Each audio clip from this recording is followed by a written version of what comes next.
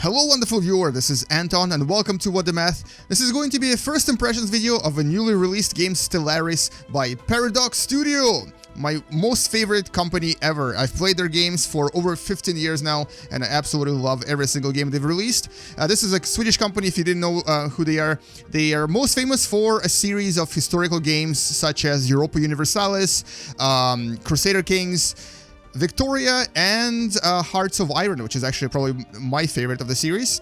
And Hearts of Iron 4 is coming out sometime this year as well, but today we're taking a look at this beautiful game that I've waited for a very long time to be released. This is actually a combination of a grand strategy and a 4X, or, you know, exploration, exploitation.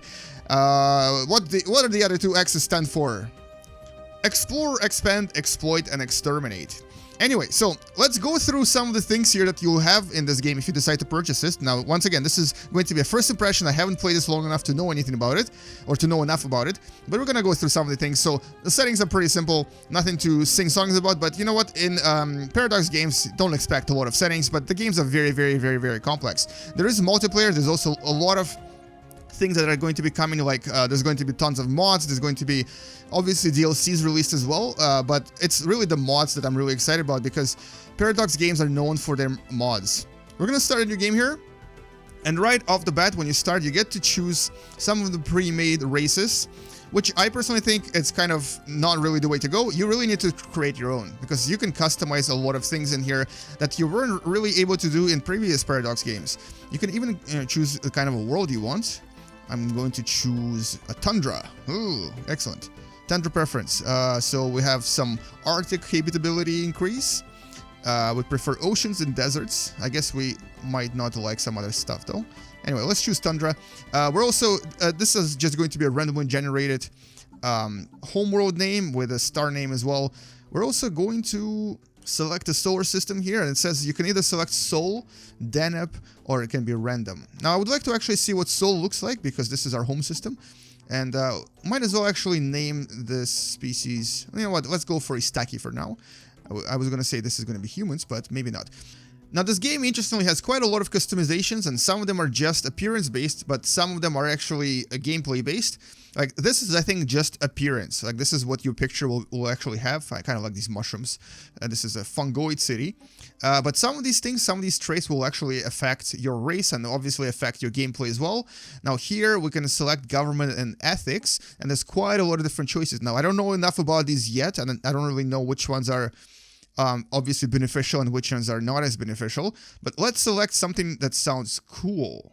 Now, I think I'm going to choose this, Fanatic Militarist, which basically gives me more army damage, more war happiness, but also decrease in alliance influence.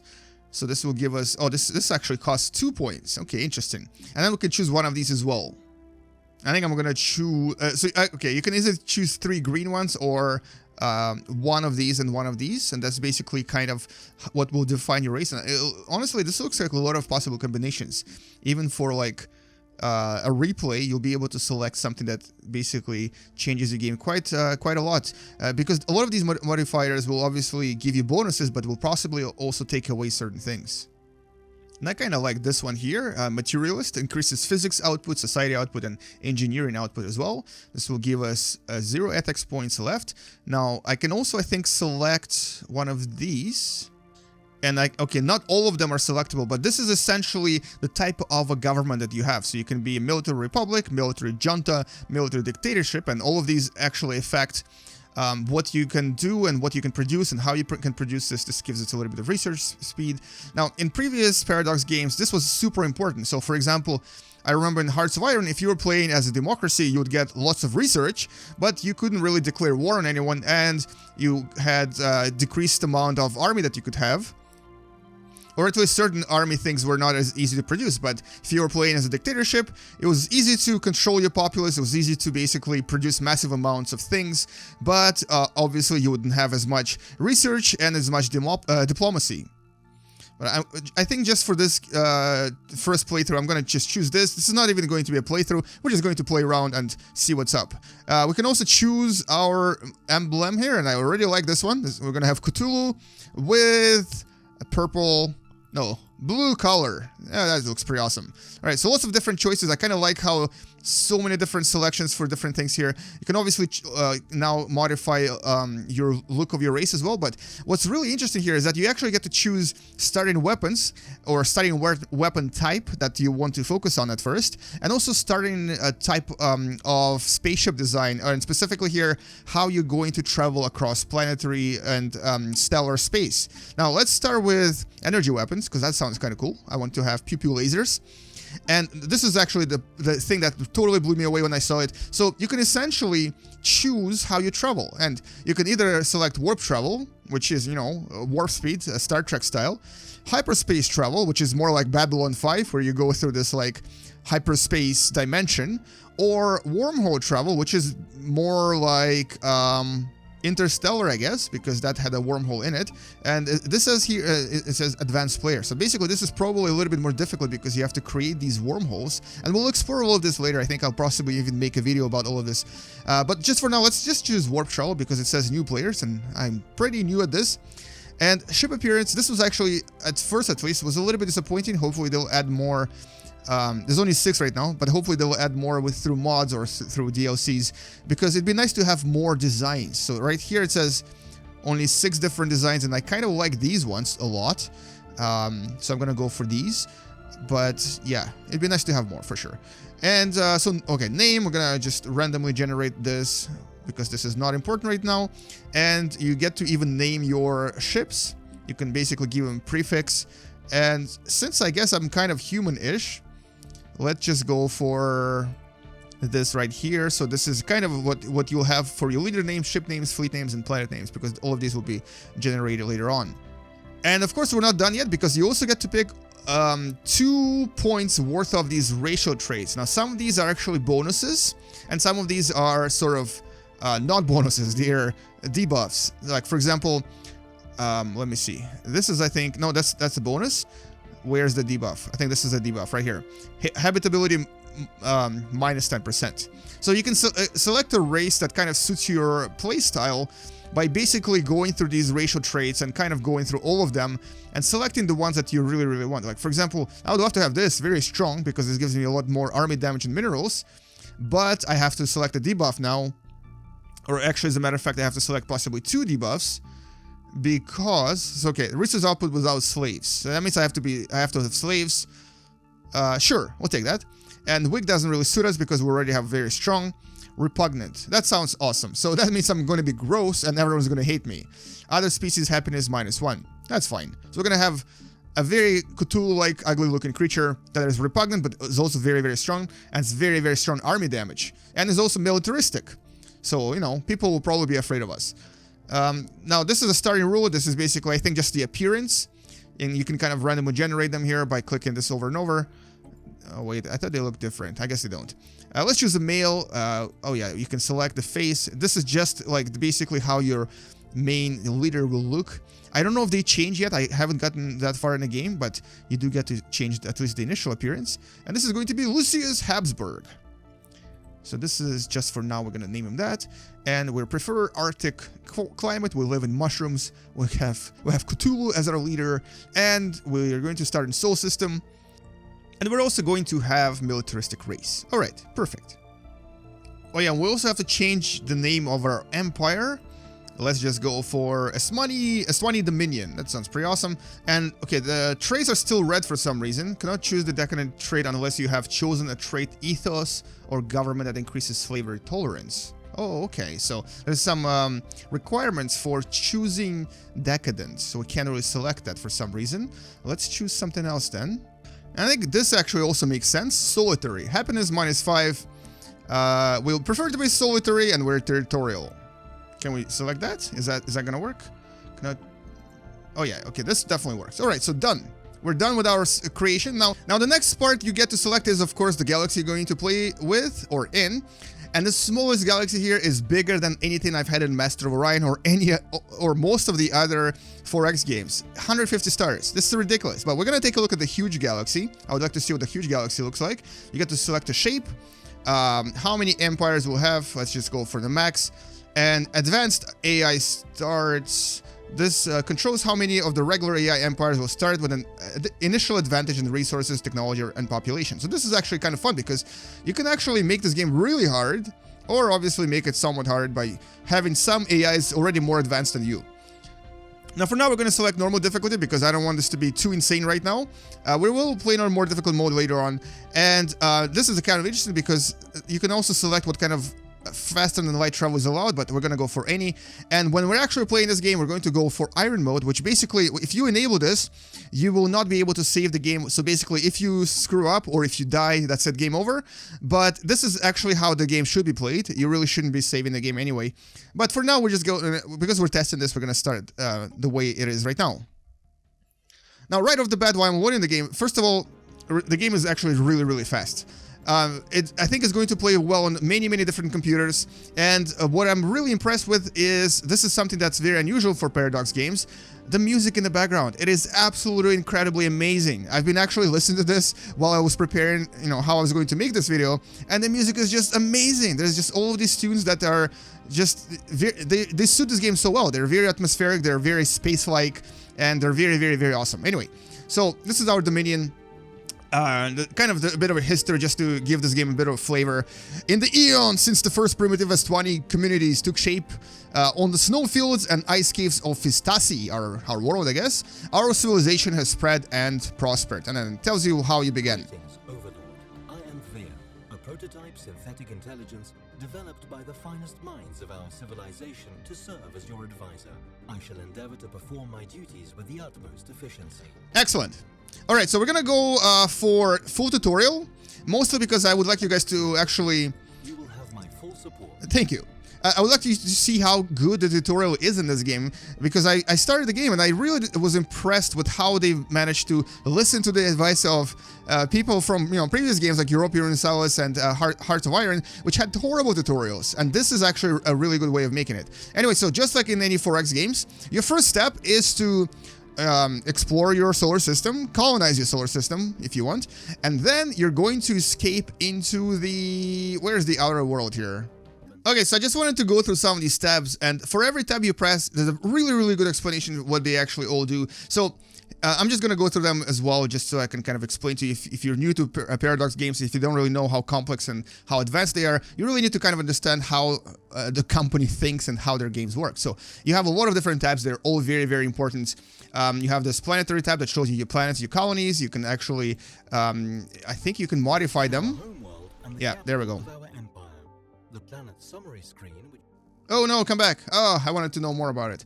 Okay, where is my home world? There we go. Here, you obviously can... oh, you can even terraform. I didn't even know that. You can terraform the planet, apparently. You can change pretty much everything. I'm pretty sure you can change the governor. Yeah, I think it's right here. You can edict... planet-specific edicts. There you go. Practices that can be temporarily enforced by spending some of our influence.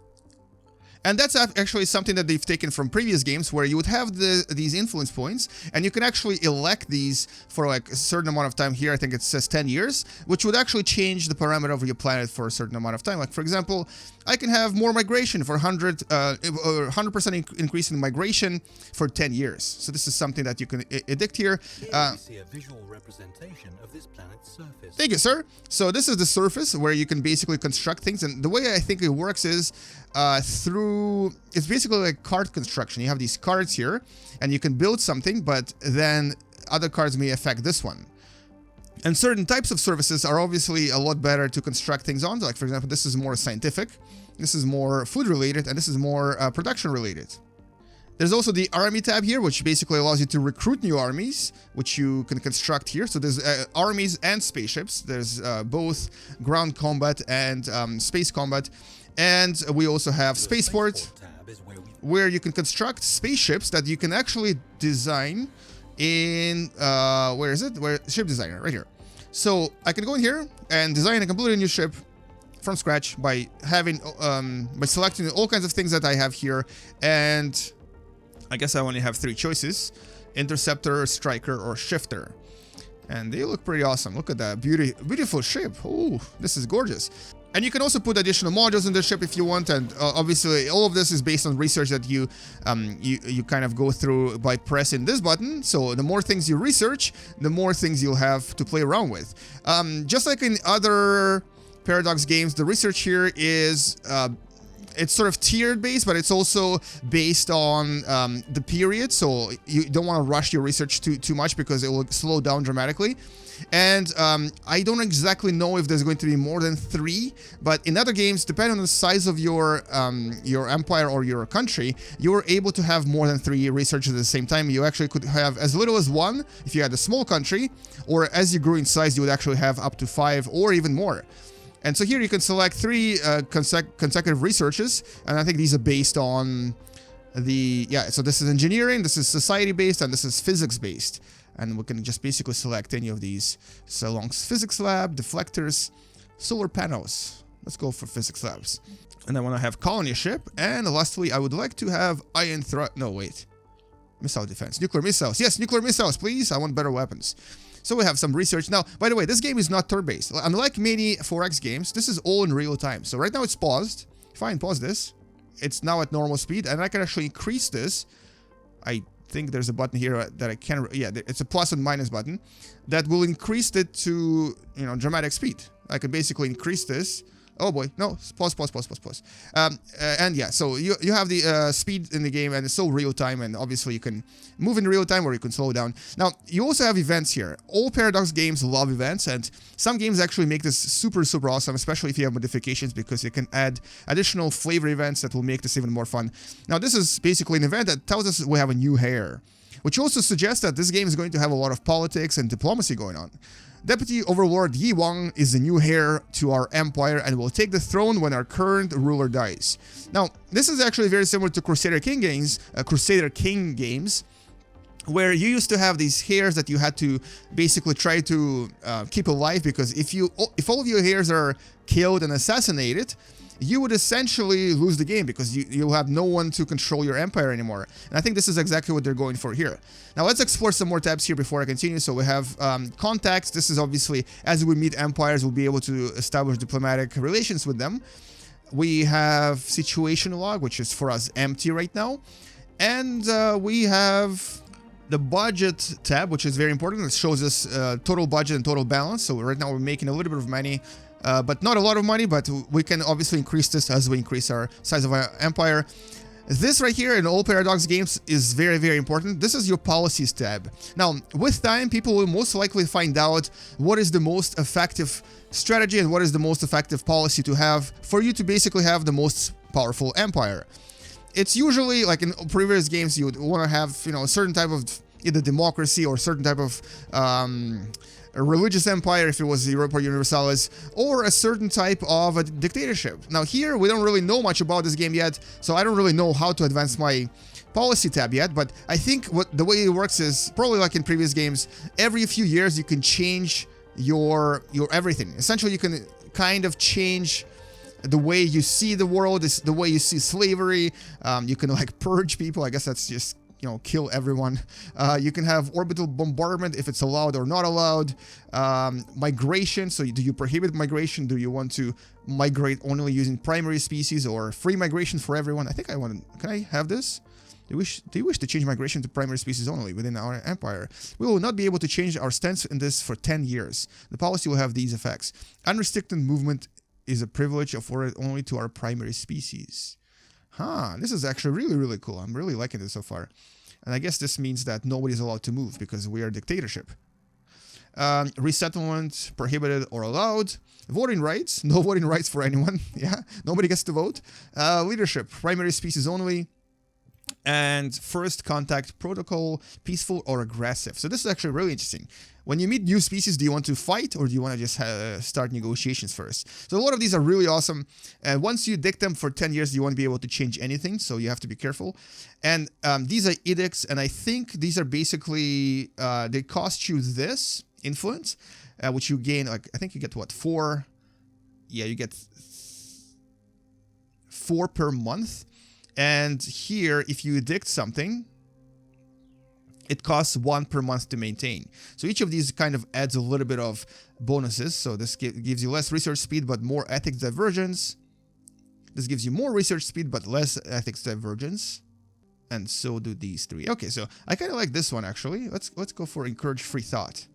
I want to give us this, and this will now reduce our influence growth, but give us a little bit of more research.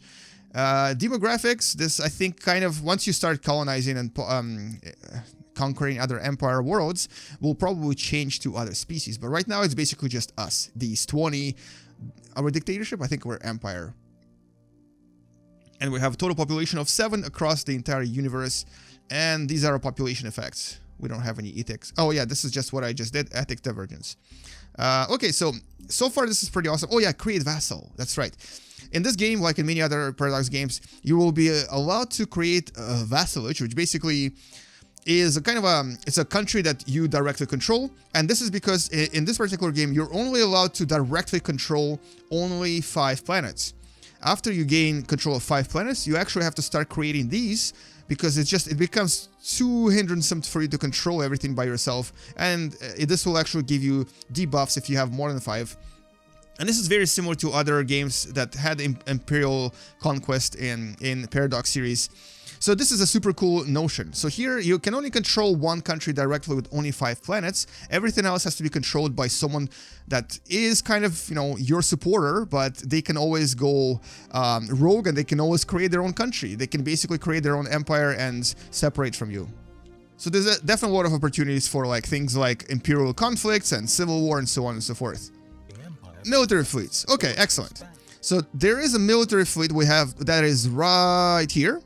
And the cool thing is that, unlike in other 4X games or unlike in other Paradox games, this is actually like you just zoom into it and it's right there. And if you go and fight someone, like if you actually send your fleet to fight someone, you'll see this in real time. They'll be actually fighting someone in real time. Now, I don't know if I'll get to show it to you in this video, but when I'm doing my review and when we're actually doing the playthrough, you'll definitely get to see this as well. Meanwhile, let's go and visit our star. It's a Class G star, often referred to as yellow dwarfs. G-type stars actually range in color from white to slightly yellow. Now, this I love about Paradox games. They have so much really, really awesome, you know, historical stuff, so much awesome scientific stuff. They're always very, very accurate, and they always do a lot of research in trying to create their games as realistic as possible. This is our science ship, which is used to survey astronomical objects such as planets in a star system. Right, so science ships are actually completely new in any kind of 4X games, or at least I don't remember seeing them ever before. I think these ships, from what I understand, they're responsible for, well, not just surveying, they don't just go and survey, but they also kind of get these like bonuses and quests on every planet that you can then try to complete. So let's go to Mars and let's see what happens. Hey, look at that, it almost looks exactly like Mars. That is so cool. Wait, I want to see Mars. Oh, that is so awesome. This almost looks exactly like real Mars. Let's actually check out other planets. Does Mercury look? No, Mercury looks a little bit too hot. How about Venus? Venus looks kind of a little bit too green. And Jupiter looks very Jupiter-ish. That's awesome. Look, there's Europa there, Callisto. They even have sounds. Io, Ganymede. That's amazing. That's really, really cool. I like how they actually included a solar system that's kind of... oh, 3 Juno. That's awesome. That's a random asteroid to have. Anyway, so yeah, I'm kind of happy that they've actually added these realistic solar systems for you to kind of start with. All right, so here we go. So this is a science ship. It's going to scan this planet and find nothing. Ha! Why not? Is there nothing on it? I actually expect there will be some sort of a message or something. Okay, maybe we've already explored it or something. Well, okay, let's do a service system. It's gonna, look at that. It's just going to do the whole system by itself. And while it's doing that, we're just gonna wait and see if we can discover something that way. But anyway, so there is also, what is this? This is, I believe, our spaceport, where we can actually construct our ships using these red thingies called minerals. So I don't exactly know how the mining actually works in this game yet. I know that you can build mining stations, but everything will cost these minerals. It's kind of like, I guess in previous games in Hearts of Iron used to be iron, like iron represented this. But here you have these minerals that I guess you get from colonizing specific mining resources, possibly mining asteroids. We'll find out this as we go. Don't exactly know just yet. My apologies for not knowing that. Alright, so this allows us to construct a space station, a mining station. So yeah, this is mining station right here, a research station, or observation post. You can also select fleet stands, and you can build a frontier outpost. I guess that's on the outskirts of your empire. You can build a terraforming station. That's awesome. And you can also build a military station. Alright, that's super cool. And from the planets that are surveyed, it seems like these ones don't really have anything for the mining station. It says there are no resources here that can be collected by the mining station. Oh, actually, no. It says the planet has not been surveyed yet. Let's see if we can maybe discover something here. Maybe Mercury will have something for us so we can build a mining station there. Because so far... Yeah, okay, nothing. So far, none of these are mineable. I guess mining resources will not be as easy to come by, which kind of makes sense, because, you know, if you have a lot of money, if you have a lot of minerals, you can obviously create a very large fleet very, very fast, and then destroy the rest of the world. Now, there's other creators here, other resources in this game, except for influence and minerals, and there's obviously something called research for all types of research, and the more of this you get, the faster the research progresses. There's also something called strategic resources, which I'm not really familiar with yet, but it says here that you can basically construct special building using this. And this is how many planets I'm controlling. So as you can see, it's 1 out of 5. I can only control 5. And this is the maximum amount of ships I can have. So 3 out of 12. My naval capacity is currently at 12 ships maximum. And I think after this, it's basically just, it's going to kind of charge me a lot of money or something. It's going to give me some kind of a penalty for having too many ships.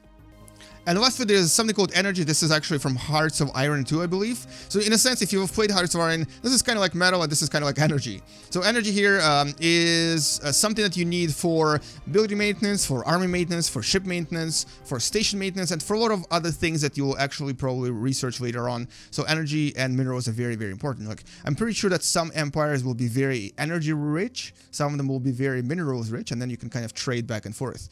And influence is, I'm guessing, it's kind of similar to what we had in games like Europa Universalis, where there was this influence that you can use to either promote your empire or to do certain events, like certain events that required you to have a lot of influence.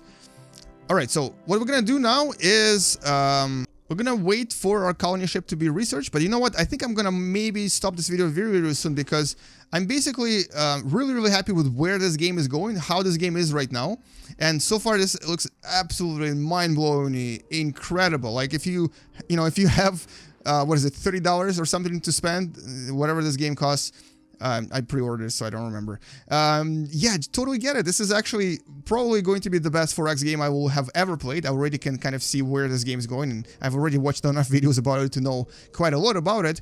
But the other thing is that I love Paradox games. They have never disappointed me, not a single time. I know that the mods in this game will be absolutely incredible. And, you know, after, what, over 15 years of the Swedish company, that very small Swedish company at first, actually. They were very small, nobody really knew them. Up until, I think, like 2007, 2008, nobody really knew them. They were very, very, or not very popular. They have finally reached the stage where almost everybody knows them. Their games are absolutely amazing, they're very, very popular, and their strategy games are the best games ever. Now, I don't think I can construct any of these yet. Yeah, I'm not allowed to build any mineral stations anywhere. Oh, look at that. Wait, what's going on here? Ganymede. Oh, nice. Okay, so I have Ganymede where I can construct a mining station. It will cost me 90 minerals. It will then have... Hello? That's one of the events. Okay, let's check it out as well. I'm going to build a mining station right here. We're going to build a mining station on Ganymede and see how this looks just before we finish this video. This will have a little bit of maintenance, but this will give us minerals. I think it'll give us +2 minerals. And anomaly is basically kind of like a quest your science ship gets on certain types of planets in certain, solar systems. So here it says... this Olga Alexeyev is skill 1. Okay, cool. During the survey of our home system, we found something on Europa that did not match earlier observations made from our home world. Leave it be, change scientist or research. Failure risk is 0, and it's a level 1 anomaly. So these always have different levels and different failure risks depending on the level of your scientist. But we're gonna do it and see what this gives us. But yeah, this is pretty awesome so far. So actually, in the beginning, when you just start the game, up to the point where you basically just kind of flying around, exploring new systems, you won't really meet anyone, and you'll have so much opportunity for this like sense of wonder, because you don't really know what's going to happen. You don't really know who you're going to meet. And once you've established everything, and I haven't really shown you the galaxy system yet because I don't really think I've discovered it yet. I actually have to discover the button. I'm going to take my military fleet. Where's my military fleet? I'm going to send it to Alpha Centauri. Let's see if I can just jump to Alpha Centauri. Is there a button for me to use to jump? Okay, looks like I can actually look at them by pressing E, and some of them have already been explored, but some of them haven't really been explored yet. Oh, Barnard Star. Okay. Alright, so interesting. So, oh, never mind, my bad. I was totally being silly. Galaxy map is right here, it's M. Okay, cool. So, this essentially, and you're about to be blown away. This is my initial vicinity, my initial solar system. Alpha Centauri is right here. I just looked at that.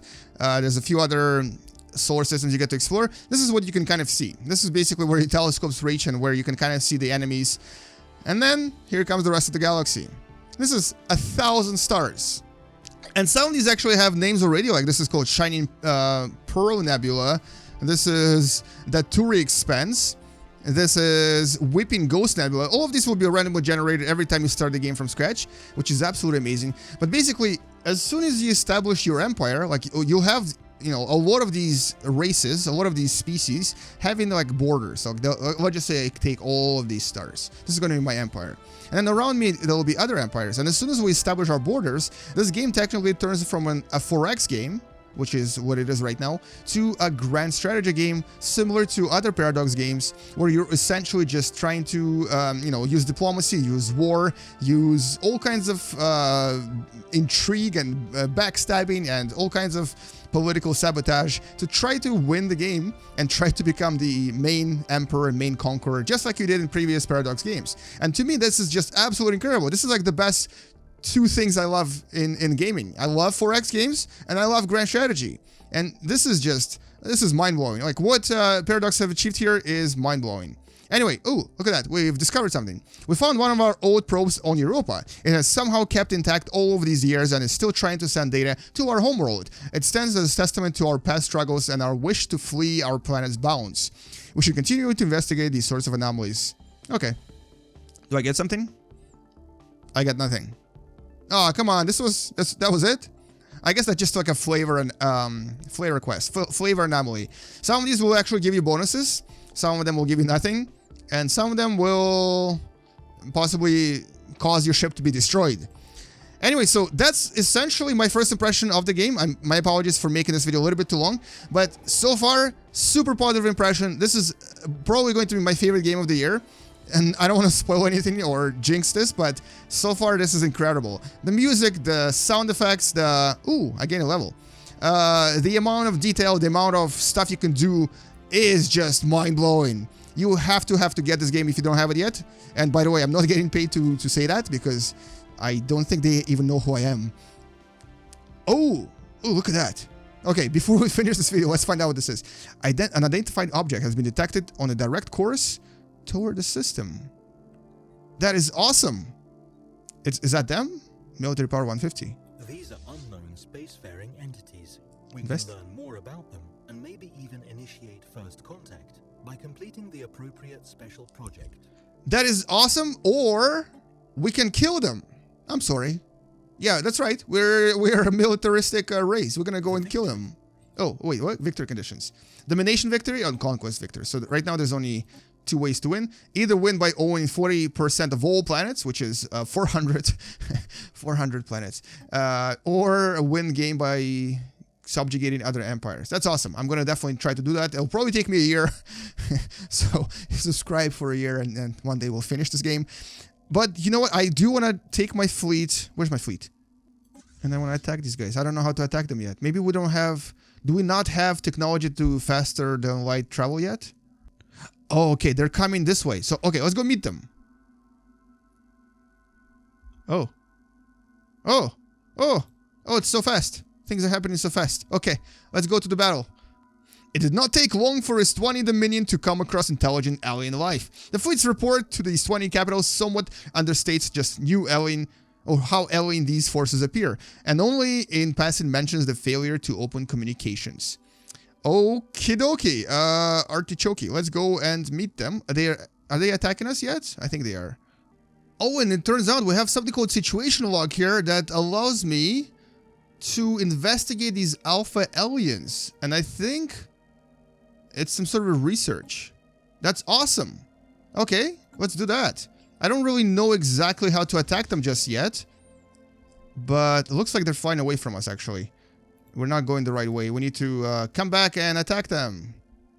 Alright, it looks like I've lost that enemy ship. I think it was actually called Amoeba. I'm not sure. Yeah, Space Amoeba. I think it was maybe even a space monster. But we ended up jumping into this new system called Japhon, and this is what it looks like. And you can possibly even colonize this if there is a terrestrial planet. I don't know if there is one. This is called the Tomb World. Planet class. Habitability unknown. Anyway, so essentially this is what this game is like in a nutshell. This was just a first impressions video. We're going to come back to this and do this as a review later on. And we're definitely going to start a playthrough really soon. Amazing game. Thank you for watching. Please subscribe. Game you later, guys. Bye-bye. And don't forget to like this video if you've enjoyed watching it. Don't forget to share it with some other people that like space videos and like Paradox games as well. I'll see you later. Bye-bye.